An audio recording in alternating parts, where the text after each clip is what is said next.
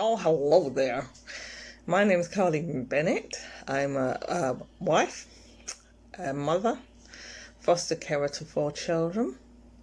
I'm a school governor, minister of the gospel, and a carer to my mum. You know, we're living in unprecedented times right now, and to be honest with you, I realise that if you've got a dream and a vision, right, now is a good time to be putting that together and waking them up, bringing them to fruition. This is something I want to do for a little while, you know, just make some videos. Ever since, especially since I was interviewed on the program and had very good feedback. I've wanted to do this for a little while, and honestly, time's gone and things have happened, and we've been in lockdown.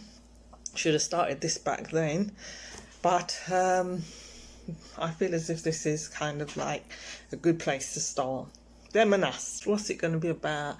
It's going to be about life stories. We're going to discuss different topics. We're going to hopefully be able to use bad things and find humour in them to get us through life, because right now we need a little bit of humour just to get us through what we're going through. Anyhow, I'm going to start with a little bit of a heavy topic actually, more geared at women. So if you're a man, unless you want to understand about fibroids, you might just want to lock this up now or lock your ears, one out of the two. Fibroids, that's what I'm going to be talking about. I'm excited, eh? Fibroids. Now, fibroids, I suffered with them for years, and I'm going to cut a very long story short and just kind of share with you my experience, because I had a very exciting experience. Last year, November, I was at the hospital. They wanted to operate on me. In fact, they wanted to take out my womb.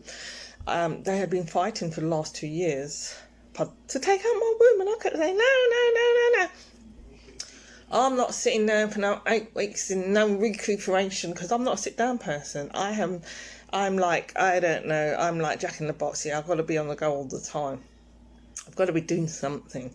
And the thought of sitting down for 8 weeks recuperating actually freaked me out. And I was like, no, we're not doing that. And she kept saying to me, the doctor, you know, that this is your last resort, this is. I thought, no, it ain't. And I really was praying and trusting God for a miracle, and trusting God for a miracle, going for my annual scans, and every time I pray that make them shrink, Lord, let them be shrinking, and they need to go away. And then when they tested me saying, you know, menopause is going to make them shrink, and I was like, yeah, menopause, bring it on. Anyway, that's a different topic for another day, but Lord have mercy, Jesus. Man, what you pray for? So, every time they took my blood test, they said, no, you're not menopausal yet. So I'm like, Lord have mercy. So in the end, after battling with them for a number of years, I decided that it was too distressing, and the pain was too much. The bleeding was too much. And seeing as I wasn't voluntarily giving my blood, you know, for blood transfusion, you get me? If the blood was going to good use, you understand? Maybe it wouldn't seem so bad, but it weren't going to no good use. And I thought, no, I'm going to bleed to death if I carry on like this. Anyway, 2 twos. So then I decided, okay, fine, they're going to have to do the op. Then I met this really nice surgeon, you know, really nice he was. And I went in there to talk to him about having my womb out, and he says, you don't have to be that drastic. I have cut away fibroids and put in marina coil, and that seems to fix most people's problem. Really? I don't need to have my womb out? No, you don't. We don't need to go down that road just yet. Let's try and cut out the fibroids first. And then if that doesn't work, we can look at more drastic action, like taking the whole thing out. All right, Dred, I like that idea. Sound like a good plan. Yes, let's do that one, yes. So tutus now, I came across a program. When I say a program, how to get rid of fibroids, it was called, by, I'm going to get her name properly. I don't know why I've started this video and I don't have the woman's name. Hold on a minute. Yeah, so then I came across a program called Leto, L-E-T-O, Fibroids Miracle. And I was like, oh, this is interesting. What's this thing? And you had to, it was to me, now listen to me, good brethren, listen to me, very, very good people. When I say it was only, when you're suffering, £60 don't seem like a lot. If they had said to me it was going to cost me £500, £700, there was another one in America that they were doing this for £300 odd, and I would have gone for that one. I would have gone for that one. In fact, I did try, and only to find out that they weren't serving the UK. So back to Leto, Amanda Leto, and 60 pound. I was like, you know what? If it's gonna help me, I'm gonna pay the £60. I don't care. So I downloaded the article and the instructions for £60, and it all seemed a bit like easy, you know. Cut out meat, no red meat, because fibroids like estrogen. Anything with estrogen you need to avoid. Cut out meats, cut out sugar, cut out white starch. That seems to. You drink a lot of vegetable juice. Juice your vegetables and drink them. Take vitamin B, take vitamin D, and then take vitamins A and C and E. So it seemed easy. Let me tell you something. I downloaded it on the Saturday. I decided to cut off the meat. I went straight out to the shop after church and bought me vitamin D and B as my starting point. I immediately started taking the B and D, and immediately there was a change in my body. Immediately there was a change in my body. In fact, the bleeding stopped within days. The pain, not that about the pain now, because when I see, my sister had her womb out a couple of years ago, and they gave her painkillers, 6 one time, 6 every 4 hours. I said, I thought you're not allowed to OD on painkillers. You're not allowed to take more than 8 in 24 hours. Really? Well, they were giving her 6 a time. And I said, well, she's not dead.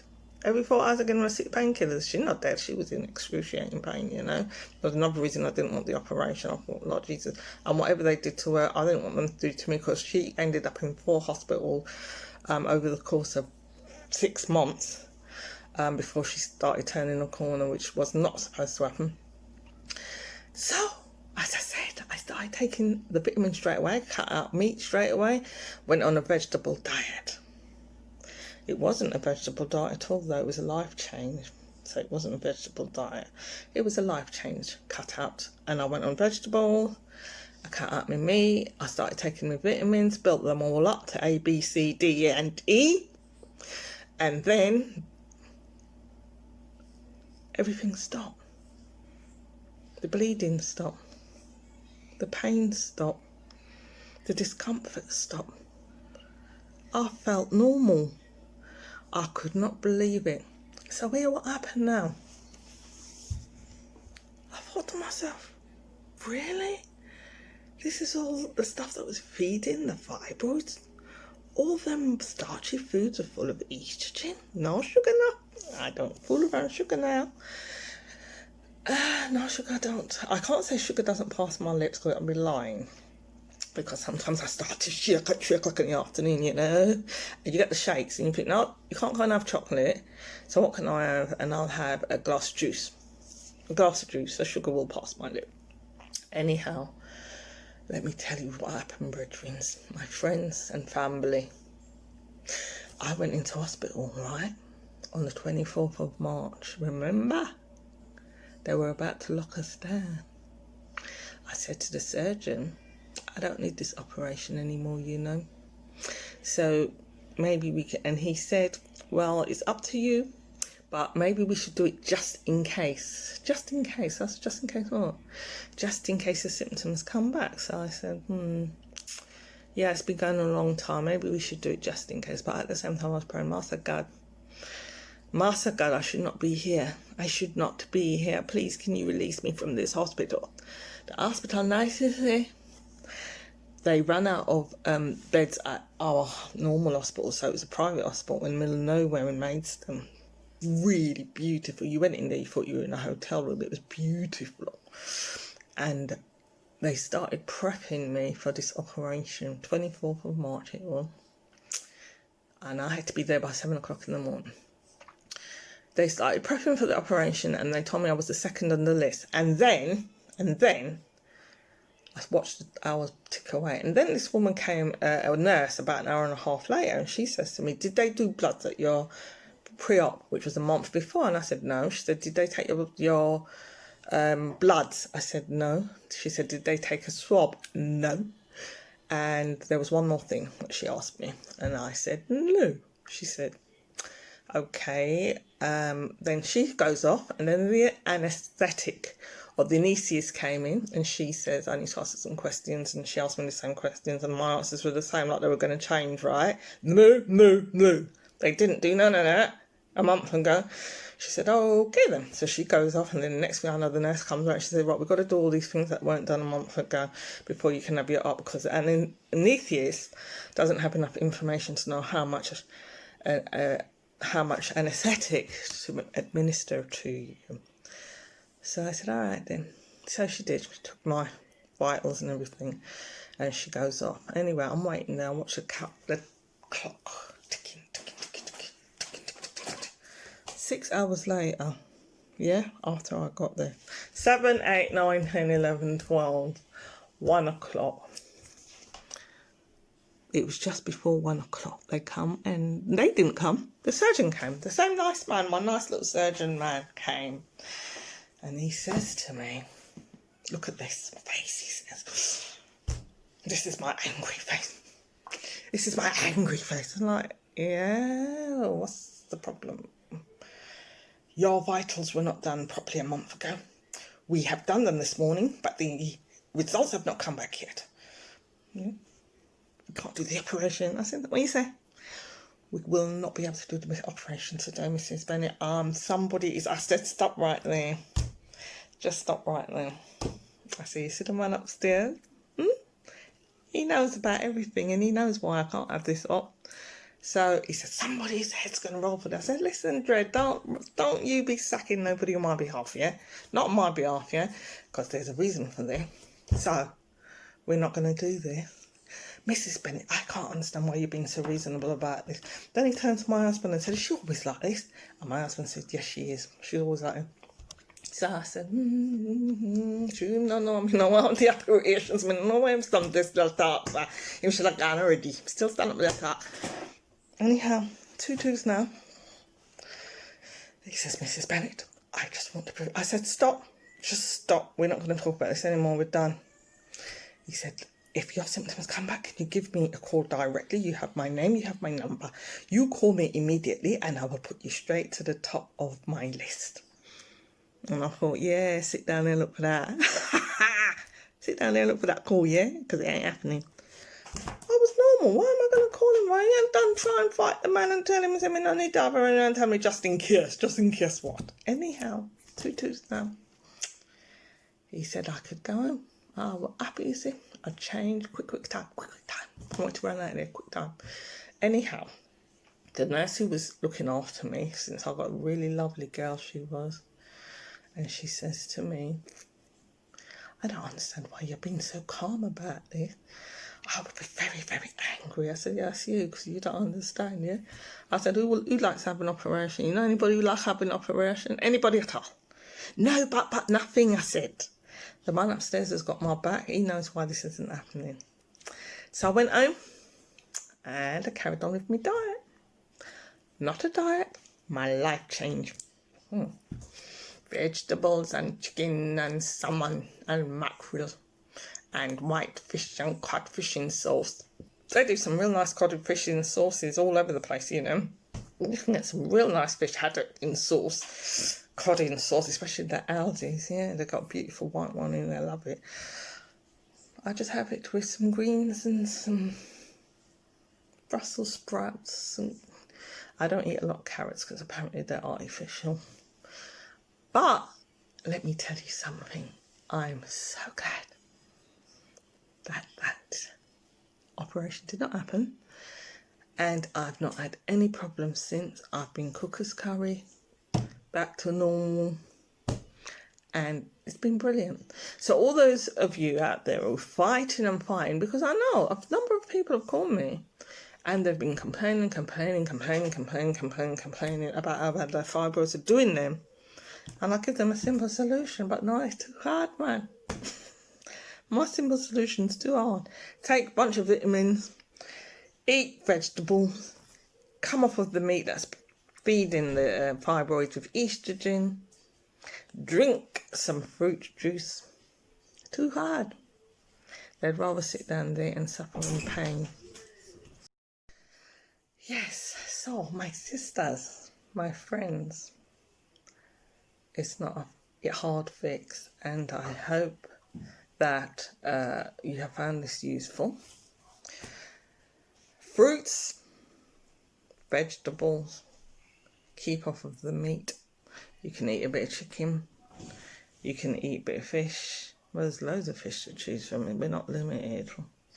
And you will find that everything should settle down. And even I've become very experimental, which you can find so many fruit juices on the YouTube, but you should always mix. She made me always mix them up with vegetable, so spinach and pear and apple, kale, pear and apple, loads. I started to learn mango. I put a bit of mango in there. You can be very experimental with your juices. And then I don't have to have them so much now, and drank a lot of water. Drink a lot of water. You need water, and your fibroids will stop biting you. I hope you've enjoyed this, and I hope it's been helpful to you. And look forward to the next episode of Them and Us.